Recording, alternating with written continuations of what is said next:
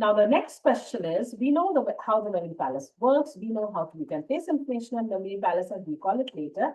But the point is how to create a memory palace. So the next thing is we need to be able to create memory palace when the need arises. Okay. Now, how to create memory palace? There are certain rules that we need to follow. They're very simple. And the rules are, supposedly, you are going to make the journey of the house. This is the first journey that every memory athlete makes, the journey of your house, wherever you are living. Okay. So the rules is try to look to the left when you enter. So you look to the left, and every room you will start looking from the left and make a full circle and look to the right and complete the circle. So you will see every room will have 4 walls and something in the center. So every room will have 5 prominent things. Okay.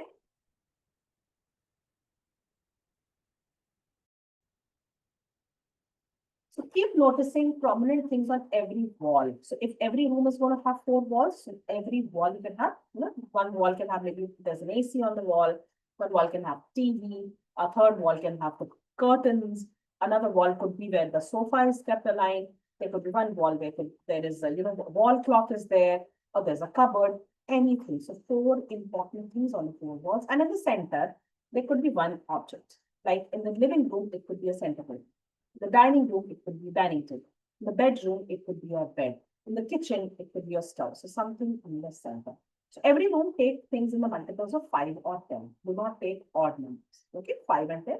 So trust me, it will be very helpful for you to keep track of how much information you have memorized.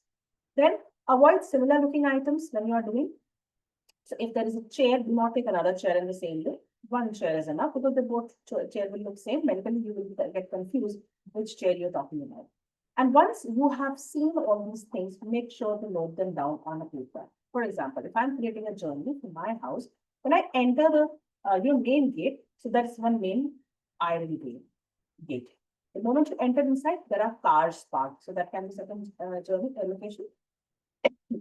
Next to my cars is the electric meter. That can be third location. Further on, there's a place where my guards sit. So that can be fourth location. And then there is a double door through which we enter my house. So that is the fifth location, right? So 5 locations. Once I enter, immediately entering the room, there is no room. Okay, so there's a small space, open space. What is there in that? There's a shoe rack. There's a key hook on the wall. Then there's a doormat over there on the floor. There's a sliding door on the one wall, and there's a steps on one side. So again, 4 things on the 4 walls, and one in the center, there's a doormat. 5 things. Then after that, you can enter the first room. Now 4 walls, what all things are there and what is there in the center. So same thing what you have to do, just enter your room from the main entrance, main gate. Keep going to every locations, every, a walled location, and keep writing down the 5 things in every place. Okay. And once you are done, you will see that your memory palace is ready. Now, how many memory palaces are needed? How many memory palaces do memory athletes make? So if you see professional memory athletes have got multiple memory palaces. Okay, there is no dearth for them.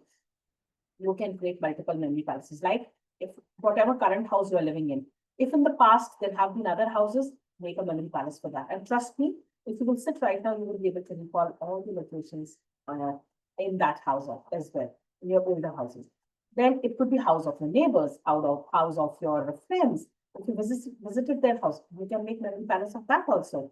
You can make memory palace of your school. If you are a working professional, you can make memory palace of your office. If you are an adult grown up who's going to college, you can make a memory palace for your college. So you can create multiple memory palaces. And trust me, it is going to be a time worth invested to remember valuable information. Another thing, how many locations should be there on a memory palace?